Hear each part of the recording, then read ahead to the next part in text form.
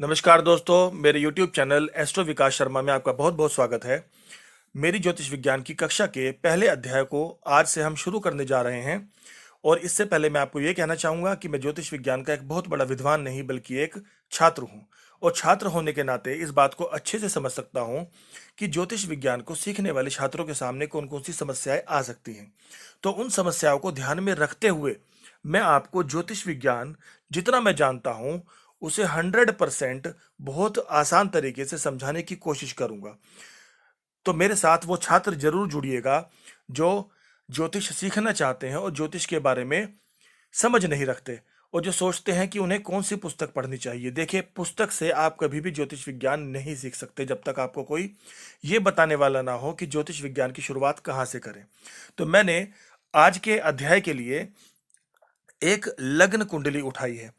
अब हम देखेंगे कि इस लग्न कुंडली में हमें कौन कौन सी चीजें दिखाई दे रही है।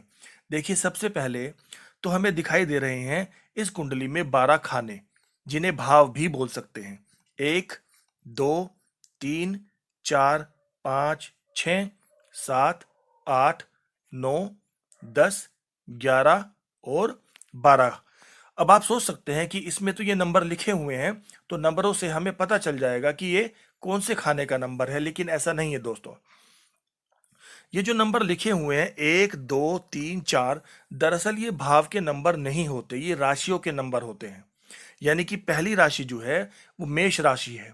यहाँ पर जो अगर पहला अंक लिखा हुआ है तो इसका मतलब यह है कि पहले भाव में मेष राशि है, दूसरे भाव में वृष, तीसरे भाव में मिथुन, यहाँ पर कर्क राशि, और पांचवें नंबर को हम सिंह राशि कहते हैं। यह कन्या राशि है, यह तुला राशि है, यह वृश्चिक राशि है, यह धनु राशि है, और यह मकर, यह कुंभ और यह मीन। तो मैं आपको बता देना चाहता हूं कि राशियों के नाम के साथ साथ हमें राशियों के नंबर याद रखने पड़ेंगे, बल्कि ऐसा भी कह सकते हैं कि राशियों को उनके नंबर से हमें याद रखना पड़ेगा। इसके लिए मैं आपका समय समय पर एक छोटा छोटा टेस्ट भी लूंगा। जैसे अगर हमें एकदम से पूछा जाए कि पांचवें नंबर की राशि कौन सी होती है, तो हमें पता होना चाहिए यह सिंह राशि है। हमें पूछा जाए कि आठवें नंबर की राशि कौन सी होती है, तो हमें पता होना चाहिए कि यह वृश्चिक राशि होती है। एकदम से हमें पूछ लिया जाए 11 नंबर की राशि कौन सी होती है, तो हमें एकदम से पता होना चाहिए कि यह राशि कुंभ होती है। और 12 नंबर की राशि मीन होती है। एक बार फिर से बताना चाहूंगा कि खानों के नंबर नहीं लिखे होते, बल्कि राशियों के नंबर लिखे रहते हैं। तो यह एक जो है ये खाने के लिए नहीं है, बल्कि यह जो है बताता है कि पहले भाव में मेष राशि है, दूसरे भाव में वृष राशि है, तीसरे में बुध, चौथे में कर्क और यहाँ पर सिंह राशि।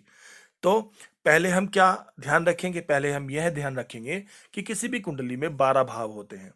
अब 12 भावों में उनके नंबर नहीं लिखे रहते, वो हमें पता होने चाहिए, हमें जबानी याद रखने पड़ेंगे। और थोड़ा सी अभ्यास के बाद जब भी मैं किसी भी खाने पर या भाव पर उंगली लगाऊंगा, आप एकदम से बोल देंगे कि यह ये वाला भाव है। अगर मैं यहाँ कहूंगा आप कहेंगे 7वां भाव, अब मैं यहाँ कहूंगा 10वां भाव, ये मैं यहाँ कहूंगा तो चौथा भाव। अब यहाँ पर अगर 2 लिखा रहता तो ऐसे ही हम एंटी क्लॉकवाइज जो है, यहां से 2 तो यहां पर 3 होती, यहां पर 4, यहां पर 5, यहां पर 6, यहां पर 7, यहां पर 8, यहां पर 9वीं राशि और यहां पर 10वीं राशि, यहां 11वीं राशि, यहां 12वीं राशि और यहां पहली राशि। इसी तरह से अगर यहां पर 3 लिखा होता तो हमें यह पता होता कि पहले भाव में तीसरी राशि है, यानी कि पहले भाव में मिथुन राशि है। उसके बाद यहाँ कर्क होती, उसके बाद यहाँ सिंह होती, इसके बाद यहाँ कन्या राशि होती, तुला राशि होती है। तो मैं समझता हूं कि ये बात आपको आसानी से समझ में आ गई होगी। तो सबसे पहले हमने क्या सीखा कि किसी भी कुंडली में 12 भाव होते हैं। 1, 2, 3, 4, 5, 6, 7, 8, 9, 10, 11, 12 भाव होते हैं। अब दूसरी जो चीज हम देख रहे हैं वो ये देख रहे हैं कि इस कुंडली में नंबर लिखे हुए हैं। जैसे कि मैंने आपको बताया था, वो नंबर राशियां होती हैं। ये मेष लग्न की कुंडली है। पहले भाव को लग्न भी कहते हैं, लग्न भाव या पहला भाव।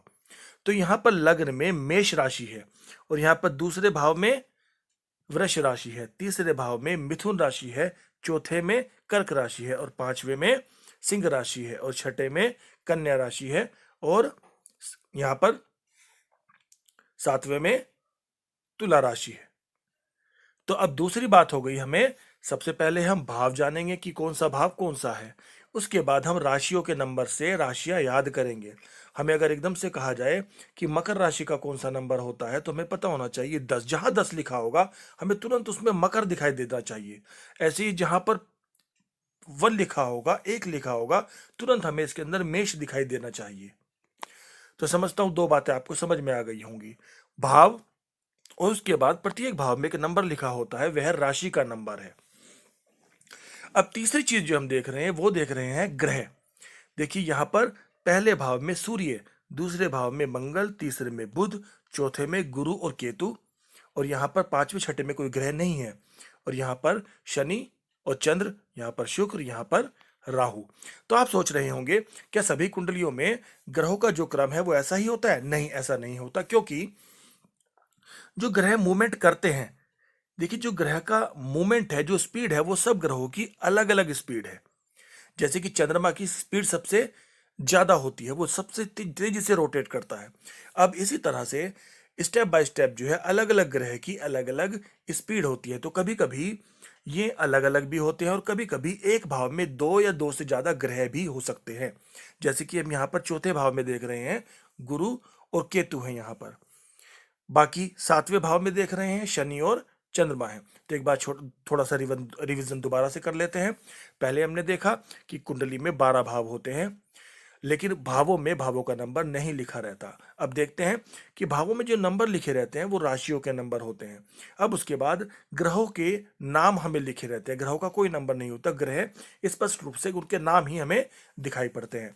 अब देखिए, हमने 3 चीजें देखी, भाव, उसमें बैठी राशि और उसमें बैठा ग्रह। तो ध्यान रखना, किसी भी कुंडली का जब हमें फल निकालना हो, तो हमें इन्हीं 3 चीजों को देखना होता है। तो इस तरह से 3 चीजें देखने के लिए सबसे पहले हमें भाव, यानी कि जो 12 भाव होते हैं, नंबर 2 राशियां, यानी कि कौन सा नंबर किसी भाव में लिखा है, नंबर 3 ग्रह।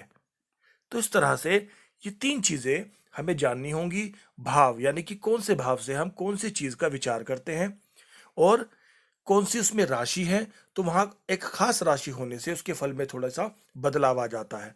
अब उसमें कौन सा ग्रह बैठा हुआ है, तो इन तीनों के सामंजस्य से हम फल कथन कर सकते हैं। तो हम शुरुआत कहां से करेंगे? हम शुरुआत भावों से, राशियों से और ग्रहों से करेंगे। हालांकि नक्षत्रों का भी एक बहुत महत्वपूर्ण रोल होता है ज्योतिष विज्ञान में, लेकिन नक्षत्रों की बात हम बाद में करेंगे। अभी फिलहाल हमें केवल 3 चीजें याद रखनी है। कल मैं आपसे, या अगले वीडियो में मैं आपसे एक छोटा सा प्रश्न करूंगा, और उस प्रश्न के साथ साथ हम दूसरे लेसन में बात करेंगे राशियों की या फिर ग्रहों की। वो अगले वीडियो में आपको बता दिया जाएगा।